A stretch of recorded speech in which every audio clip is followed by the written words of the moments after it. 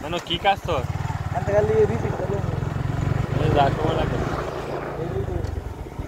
এটা পাঞ্জাবি কিনে লইব আমাদের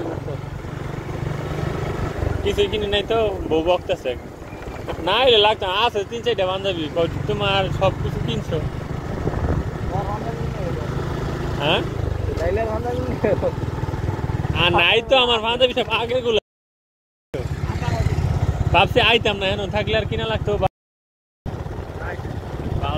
ভিডিও করতেছি ভিডিওতে সমস্যা